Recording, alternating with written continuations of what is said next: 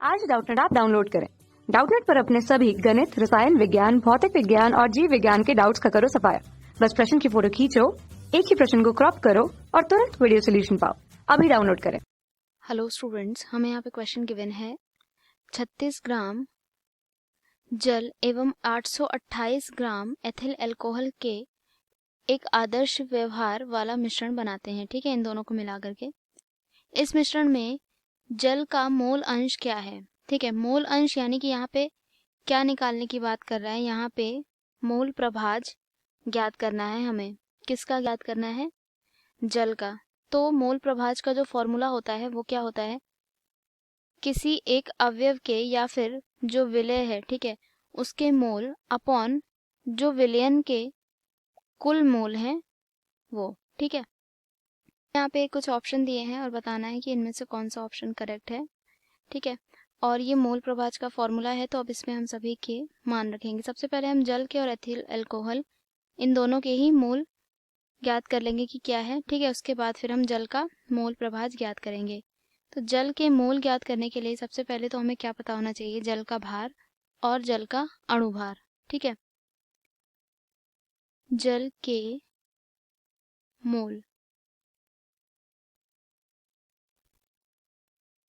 भार इसका क्या है? जल का भार बटे अणुभार।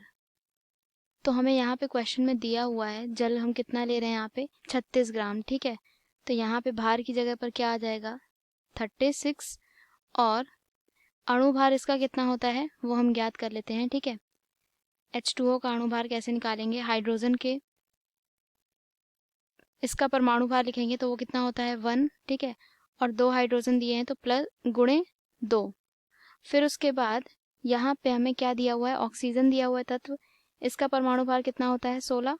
ठीक है, अब इन दोनों को ही जोड़ देंगे तो यहाँ हमें क्या प्राप्त होगा? 18। ठीक है, ये होता है इसका अणुभार। तो यहाँ अणुभार की जगह हम क्या रखेंगे? 18।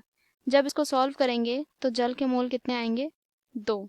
ठीक है, अब इसमें ज्ञात करते हैं एथिल अल्कोहल के मोल। इसमें भी सेम वही नियम होगा, पहले हम क्या रखेंगे? भार, उसके बाद फिर अपॉन अणुभार। तो एथिल अल्कोहल का भार इसमें हमें क्या दिया हुआ है? 828 ग्राम, है ना। तो यहाँ हम क्या रखेंगे भार की जगह पे? 828। और अणुभार इसका हमें यहाँ पे क्या दे रखा है? नहीं दिया है अणुभार, हमें ज्ञात करना पड़ेगा। ठीक है, एथिल अल्कोहल फॉर्मूला क्या होता है? C2H5OH। ठीक है, अब इन सभी के परमाणु भार रखेंगे और उसे जोड़ देंगे। कार्बन का कितना होता है परमाणु भार? 12 होता है। ठीक है, गुणे 2 क्योंकि 2 कार्बन दिए हैं, प्लस हाइड्रोजन का कितना होता है? 1, गुणे 5 क्योंकि 5 हाइड्रोजन दिए हुए हैं। ऑक्सीजन का कितना होता है अणुभार? 16, परमाणु भार, सॉरी, परमाणु भार 16 होता है। हाइड्रोजन का परमाणु भार कितना होता है? 1। ठीक है, अब इन सभी को जोड़ेंगे तो क्या आ जाएगा? 24, 5, 29। ठीक है, और एक ये 30, 30 और 16 कितना हो जाएगा? 46। तो इसका कितना होता है?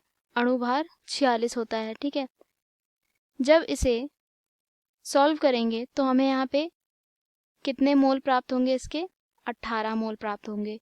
ठीक है, अब मोल प्रभाज का जो फॉर्मूला होता है वो क्या होता है? जिसके भी हमें मोल प्रभाज ज्ञात करना होता है, क्या करते हैं? सबसे पहले ऊपर उसके मोल लिखते हैं। ठीक है, जैसे यहाँ पे हमें जल का मोल प्रभाज ज्ञात करना है तो हम यहाँ क्या लिखेंगे? जल का मोल प्रभाज बराबर जल के मोल, ठीक है, अपॉन कुल मोल। ठीक है, मतलब उस विलयन के मोल। तो अब यहाँ पे अवयव के मोल, यहाँ जैसा कि हमने लिखा है, तो जल के मोल हम पहले लिखेंगे। कितने हैं जल के मोल? 2। ठीक है, और विलयन के यहाँ पे कुछ नहीं होगा, यहाँ पे होगा कुल मोल। ठीक है, विलयन के कुल मोल यानी कि उसमें विलय और विलायक इन दोनों के ही मोल शामिल होंगे। ठीक है, तो यहाँ पे हम 2 और 18 इन दोनों को ही लिखेंगे। ये है विलय का मोल यानी जो जल है उसका मोल है, और ये है एथिल अल्कोहल का मोल। तो यहाँ पे कितना आ जाएगा? 2/20। इसे जब सॉल्व करेंगे क्या आएगा? 1/10। 1/10 आने से इसका मतलब क्या हुआ कि आंसर इसका 0.1 ये है, ठीक है। तो ऑप्शन इसमें से कौन सा करेक्ट होगा? फर्स्ट ऑप्शन हमें दिया हुआ है 0.7, सेकेंड ऑप्शन दिया है 0.9, थर्ड ऑप्शन दिया है 0.4 और लास्ट ऑप्शन दिया हुआ 0.1, ठीक है। तो जो करेक्ट ऑप्शन है वो है 0.1। Thank you. कक्षा 6वीं से 12वीं से लेकर नीट, IIT, JEE वो एडवांस के लेवल तक 1 करोड़ से ज्यादा छात्रों का भरोसा। आज ही डाउनलोड करें डाउटनेट ऐप या व्हाट्सएप करें अपने सारे डाउट्स 8400 400 400 पर।